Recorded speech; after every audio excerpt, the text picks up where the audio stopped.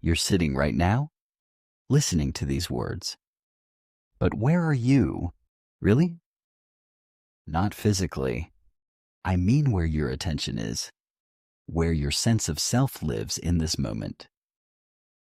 Most people would say they're here, present. But if you look carefully, and I mean actually look, not think about looking, you'll notice something else is happening. Your mind is somewhere else entirely. It's in yesterday, or tomorrow, or 5 years ago, or next month. The present moment, the only moment that actually exists, is being completely overlooked. And you're not broken for doing this. This is how the human mind has been trained to operate.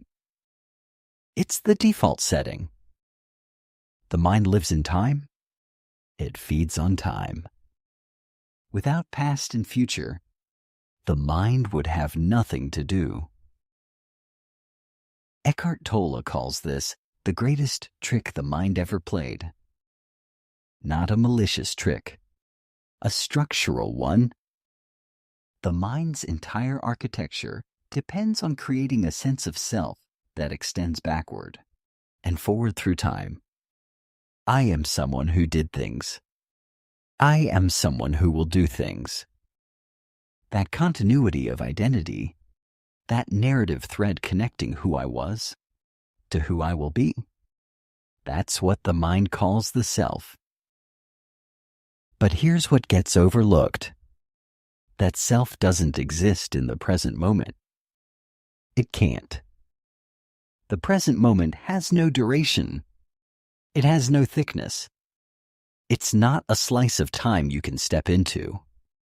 It's the only place where life actually happens, and the mind can't grab hold of it, because the mind operates through time. Think about anxiety. Real anxiety. Not the word, the feeling.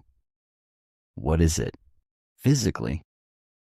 It's your body reacting to a future that hasn't happened. Your nervous system is activated by something that doesn't exist yet. You're not anxious about now. You're anxious about what might happen.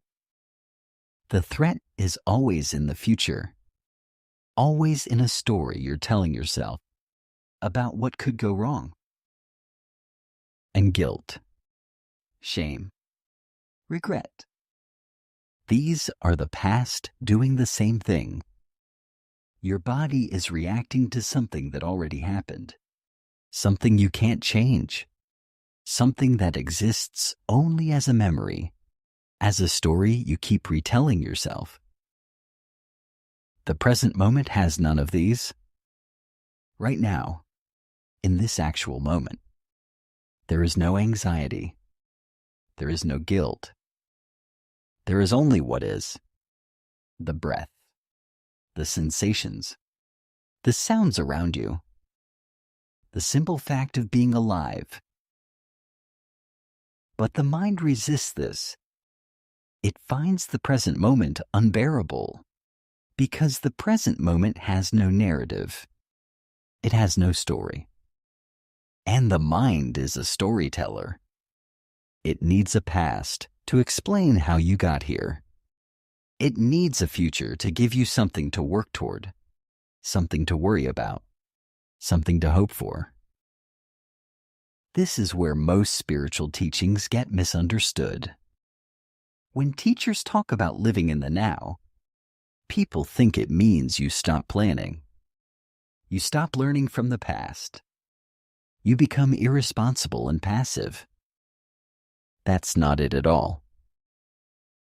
The mind can still use time as a tool.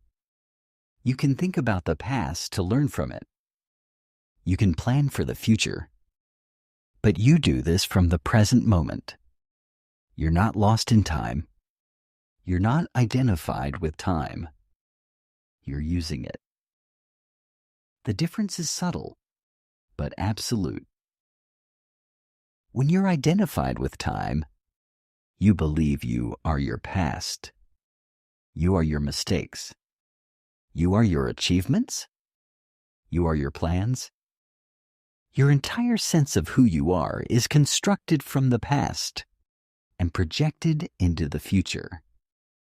The present moment is just a thin line you're constantly crossing, always moving away from what just happened and toward what's about to happen. When you're not identified with time, you remember things. You learn from them, but you don't carry them as your identity. You plan for the future, but you don't live there. You live here, in the only place where life actually is. This is what Tolle means when he says the present moment is the only thing that exists.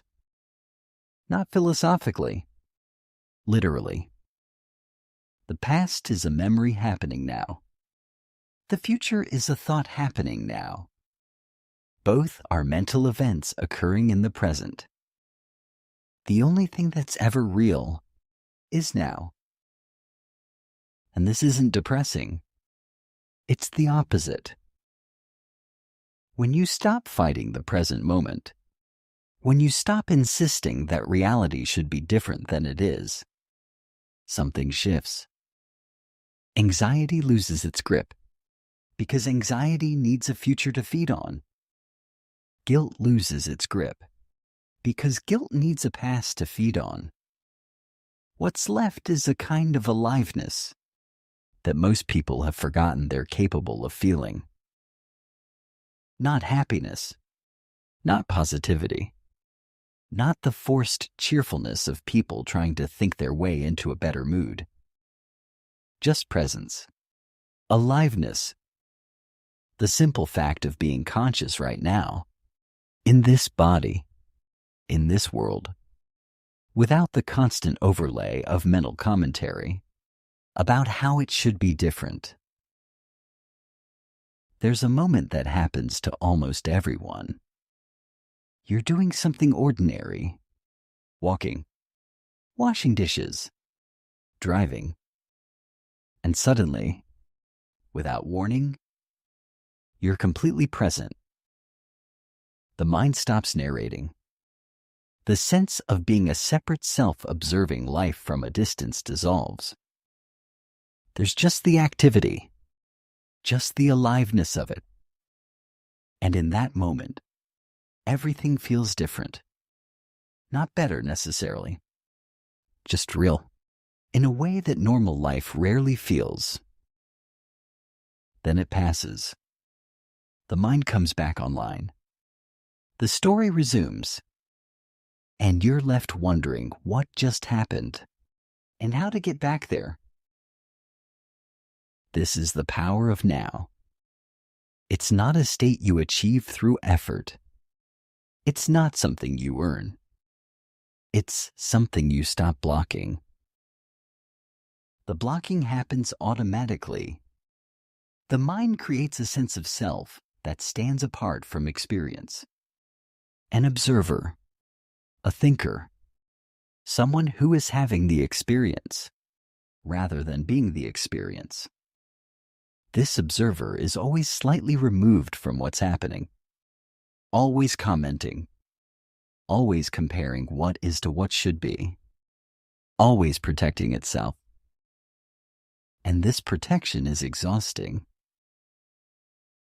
Most people are terrified of this because when the story stops, the self seems to disappear, and the ego, which is just the mind's sense of being a separate entity, interprets this as death, as annihilation. So it fights to keep the story going. It creates more thoughts, more worries, more plans, anything to maintain the continuity of the self. But here's what's actually there. Peace. Not the peace of getting what you want. Not the peace of solving your problems. The peace of not resisting what is.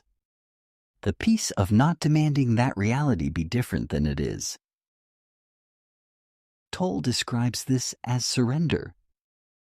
And surrender is deeply misunderstood in Western culture. People hear it and think it means giving up, becoming passive, accepting injustice or suffering. That's not what it means at all. Surrender means you stop fighting the present moment. You stop insisting that things should be different right now. You accept what is. And from that acceptance, from that clarity, you can actually respond intelligently to what's happening, not react from fear or anger or desperation, but respond from presence. This is paradoxical, but it's true. When you stop fighting reality, you become more effective, not less. Because you're no longer wasting energy on resisting what already is. You're no longer caught in the mental loops of anxiety and regret. You're simply here, seeing clearly, acting from presence. The gateway to this is simple, almost embarrassingly simple. It's your breath. Your breath is always now. It can't be in the past. It can't be in the future. When you're breathing, you're in the present moment. This is why breath is the foundation of every contemplative tradition that's ever existed. Not because it's magical, because it's the one thing that anchors you to now. But most people don't breathe consciously. They breathe automatically. The mind is somewhere else while the body breathes. And this disconnection, this habit of being mentally absent from your own life, is the root of suffering. When you bring awareness to your breath, something shifts. Not dramatically, not mystically, just a subtle return, a coming home. The mind quiets because it has nothing to narrate about the breath. It's just happening. And in that simplicity, you're present. This is not meditation in the formal sense. This is not sitting on a cushion for 40 minutes trying to achieve some special state. This is just noticing, just bringing your attention back to what's actually happening right now. And you can do this anywhere, anytime, in the middle of a conversation, in the middle of work, in the middle of suffering. You can simply pause. Feel your feet on the ground. Feel your breath moving. And suddenly, you're back. You're here. The anxiety about the future loses its grip. Because you're not in the future. You're here. The guilt about the past loses its grip. Because you're not in the past. You're here. And here, in this moment, there's no problem. There's just what is. This doesn't mean your problems disappear.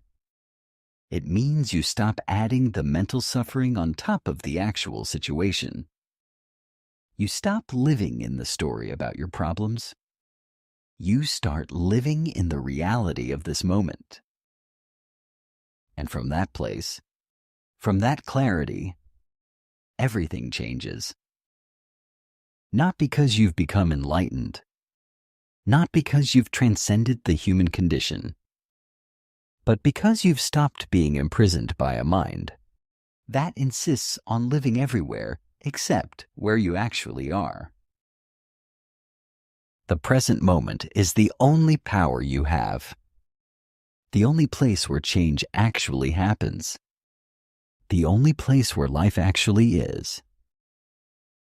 Everything else is memory. Everything else is imagination. And the greatest gift you can give yourself is to stop waiting for the future to make you happy and to actually be here. Now, in this breath, in this moment, where everything you've ever needed is already present.